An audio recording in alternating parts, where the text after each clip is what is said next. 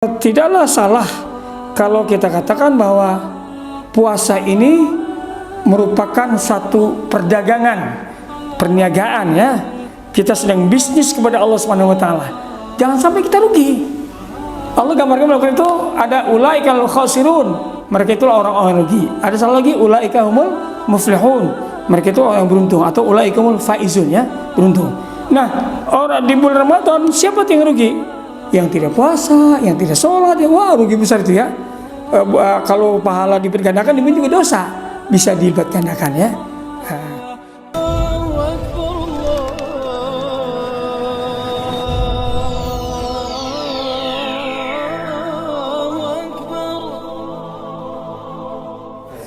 Bismillahirrahmanirrahim. Assalamualaikum warahmatullahi wabarakatuh.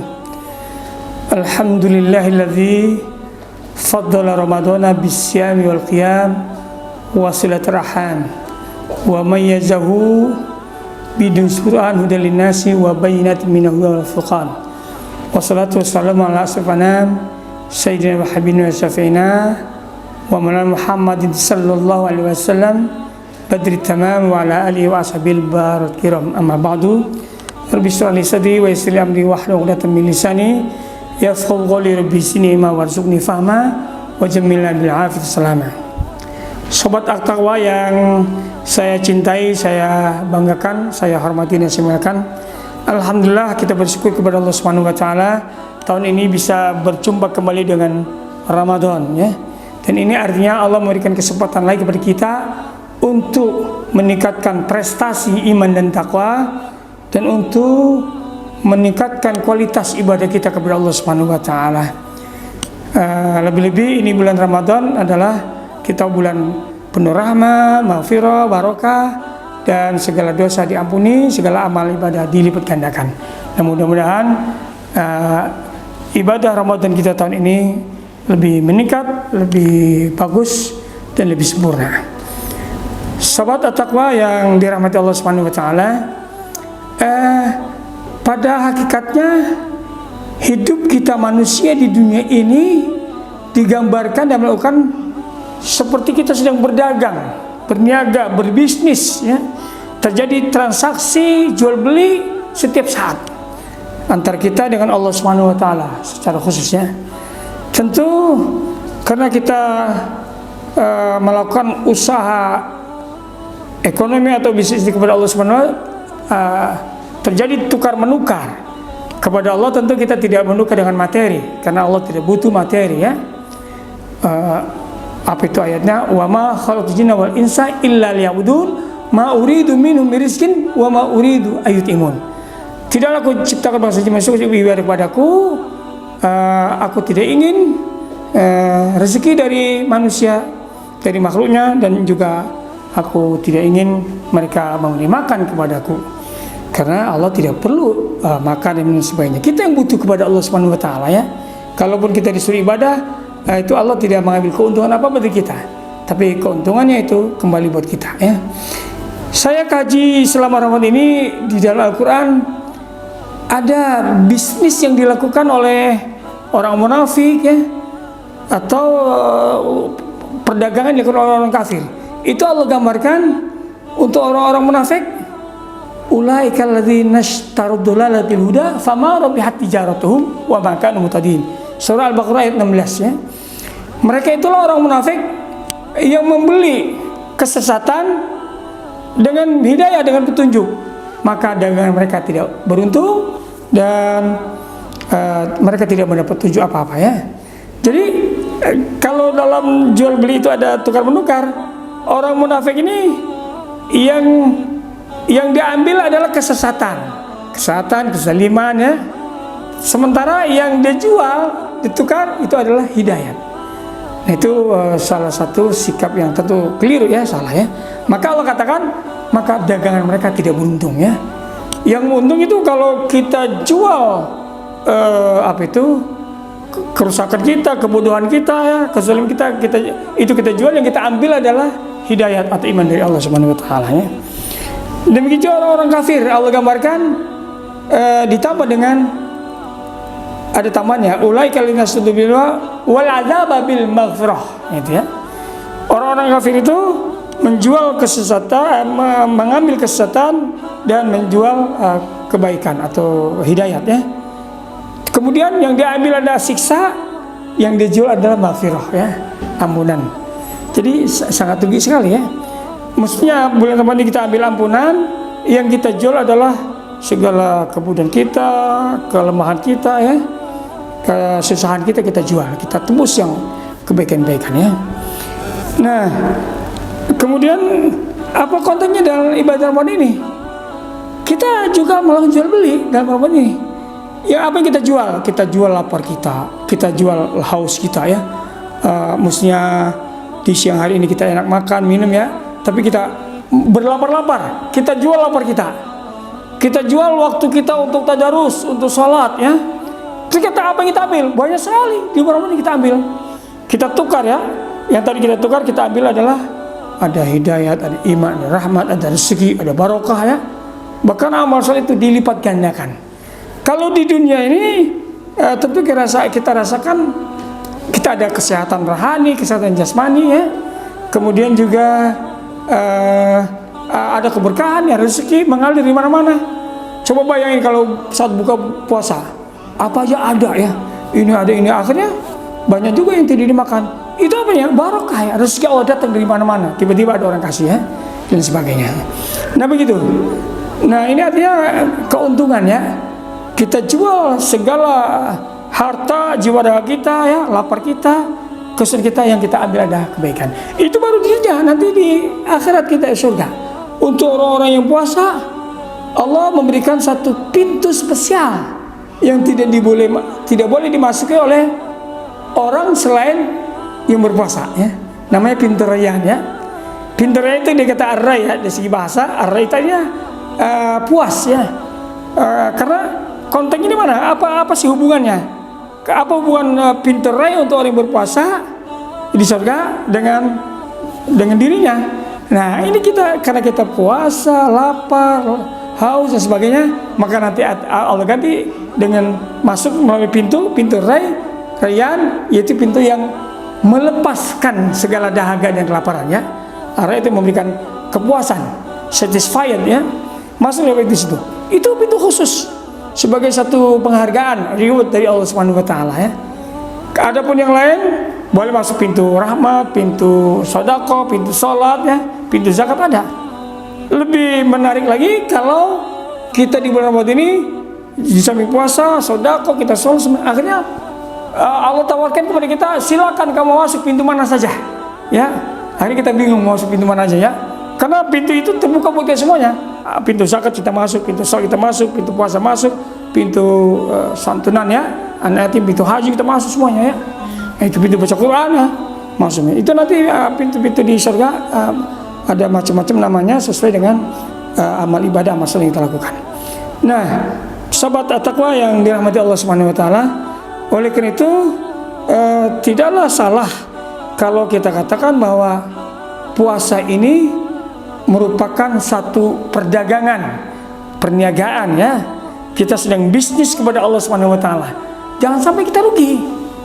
Allah gambarkan melakukan itu, ada ulaikal khasirun, mereka itulah orang-orang rugi. Ada salah lagi, ulaika humul muflihun, mereka itu orang yang beruntung, atau ulaika humul faizun ya, beruntung. Nah, orang di bulan Ramadan siapa yang rugi? Yang tidak puasa, yang tidak sholat, yang wah rugi besar itu ya. Kalau pahala dilipat gandakan, demikian juga dosa bisa dilipat gandakan ya. Nah, kita usahakan di bulan Ramadan ini kita termasuk orang-orang yang beruntung ya. Itu dengan terus konsisten ibadah puasa, mengamalkan amal-amal yang bagus, yang indah di bulan Ramadan ini, tadarus Al-Quran, taraweh, tahajud ya, santunan ya. Nabi itu dikenal adalah seorang sosok Rasul yang paling dermawan, paling santun ya. Inna ra'ayakan Rasulullah sama ajwadan nas wa kana ajwada fi Ramadan, itu hadisnya. Nabi itu seorang yang sangat penyantun, dermawan, dan sikap santunnya ini ditingkatkan di bulan Ramadan ini ya. Nah itu sobat at-taqwa yang dirahmati Allah Subhanahu wa taala. Selanjutnya Syekh Abu Bakar Jabir Al-Jazairi, dia menjelaskan dalam kitab dalam karyanya Kitab Minhajul Muslim bahwa orang yang berpuasa akan meraih 3 keuntungan besar, ya. Nilai positif yang diambil, ya. Pertama, fawaid sihiyah, fawaid ruhiyah dulu, ya. Keuntungan rohani. Di bulan Ramadan ini kita merasakan rohani kita ini merasa segar, fresh, ya gitu, enak, ya. Karena kita dapat menahan nafsu, syahwat dan sebagainya, sehingga akhirnya roh kita ini menjadi segar. Karena dalam diri kita ini selain jasmani ada rohani. Rohani juga perlu dikonsumsi, ya, dikasih makan. Apa makan rohani itu? Ya ibadah, ya sholat, ya zikir, ya puasa ini, ya, tajwid Al-Quran, ya. Termasuk seni itu bagian daripada konsumsi rohani. Di bulan Ramadan ini kita rasakan keuntungan yang kita peroleh pertama adalah menurut Syekh Abu Bakar ini, yaitu rohani kita menjadi fresh, segar, ya, enak, nyaman, ya. Kita memahami tentang keadilan, ya. Kita mengerti tentang apa itu sikap sopan santun, ya. Juga kita merasa emosi, ya, kecerdasan spiritual, kecerdasan emosional, dan kecerdasan intelektual kita ini tergabung tiga-tiganya, ya, menjadi satu kesatuan. Kita rasakan menjadi cerdas kita, ya. Yang kedua, fawaid ijtimaiyah, keuntungan sosial, ya. Di bulan Ramadan ini kita rasakan bagaimana kita bisa berinteraksi dengan masyarakat dalam sholat jamaah, ya, yang 5 waktu, sholat tarawih, buka puasa bersama, sholat bersama, ya, menyantuni anak yatim, ya, fakir miskin, kaum mustadafin, janda-janda yang perlu dibantu, ya.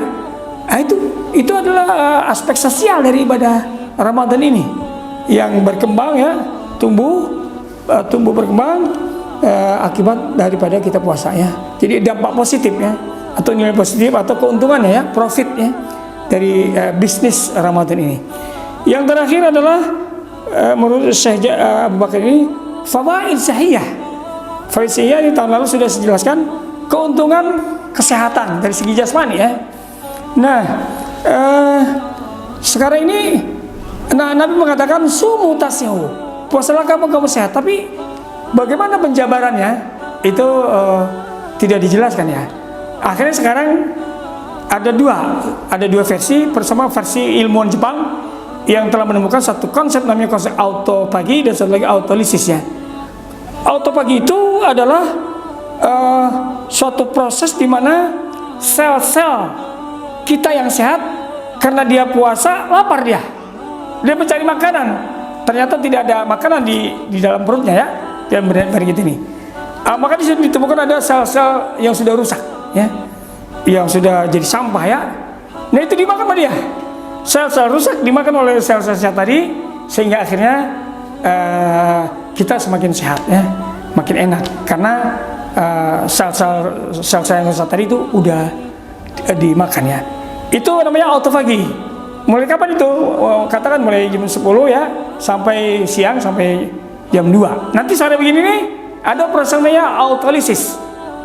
Kata orang Jepang itu, ilmuwan Jepang, namanya Yoshinori Sumi, rada susah saya nyebutnya, ya. Itu mulai asar itu dibuang tuh. Sampah-sampah tadi yang habis dimakan dibuang, dihancurkan, ya. Oleh karena itu kita rasakan di bulan Ramadan ini badan kita menjadi enteng dan lebih sehat, ya, karena kita puasa. Tidak pernah kita dengar cerita ada orang puasa lantas dia sakit atau dia meninggal, ya, kecuali kalau ada uzur, ya. Tapi justru kalau kita tanya kurang sehat, kita puasa pengen sehat. Saya merasakan saya ini punya penyakit gula darah, ya. Itu terapi yang paling ampuh adalah dengan puasa. Saya puasa Kamis, kalau sudah puasa maka gula saya dari 200, 250 turun menjadi 130, 150, ya, maksimal 150. Itu saya rasakan satu pengalaman yang nyata konkretnya. Nah, ini kita kaitkan dengan konsep atau teori Imam Al-Ghazali. Dia mengatakan bahwa untuk mempersempit ruang gerak setan dalam tubuh kita adalah dengan lapar. Kalau kita lapar maka syahwat kita berkurang, kita bisa menaikkan hawa nafsu, dan setan itu dengan sendiri kabur. Jadi setan itu nggak usah dibelenggu lagi, dengan sendiri kabur kalau kita puasa. Kenapa? Kita sudah dalam kondisi lapar, ya, lemah, tidak ada syahwat. Jadi artinya ruang gerak setan di dalam tubuh kita persempit. Dan ini sejalan dengan sabda Nabi, inna syaitana yajri min ibni adam majdam fadayiku majarihi bilju. Sejujurnya setan itu mengalir di dalam tubuh manusia, anak Adam ini kita manusia, seperti mengalir darah. Jadi setan itu ada di mana-mana mengalir terus ya. Maka persempitlah ruang gerak setan itu, saluran setan dalam diri kita dengan lapar. Dengan lapar ini maka kita berarti mempersempit ruang gerak setan ya. Karena setan ini kalau menurut Al-Quran dia goda kita dari depan, dari belakang, dari samping kanan, samping kiri ya. Cuma dari atas saja enggak, karena atas ini untuk terus kita menerima rahmat Allah dari langit. Nah begitu ya. Jadi ini tiga pemikiran yang luar biasa tentang puasa ini. Kita dari Nabi kita Muhammad SAW, kemudian juga dari ilmuwan Jepang tadi ya, kemudian Imam Ghazali. Semuanya sinkron. Jadi sekarang ini para ilmuwan banyak sekali menemukan konsep teorinya adil ma'rukan, sehingga terjadi satu sinkron ya, sinkron antara penemuan ilmiah dengan isi kandungan Al-Quran. Tidak ada yang bertentangan ya, gitu. Sehingga tidak sih sekarang ini para ilmuwan dari Barat, Eropa maupun dari mana-mana ya, ketika dia menemukan teori itu adil Al-Quran, maka dia merasa ada satu kekalahan dia ya. Karena ilmu yang konsep atau ilmu itu ini sudah ditemukan 20 abad yang lalu ya oleh Nabi kita Muhammad SAW ya. Jadi begitu ya. Jadi tidak perlu kita pertentangkan antara penemuan ilmiah dengan konsep-konsep dalam Al-Quran ya. Saya kira itu saja. Terima kasih. Assalamualaikum warahmatullahi wabarakatuh.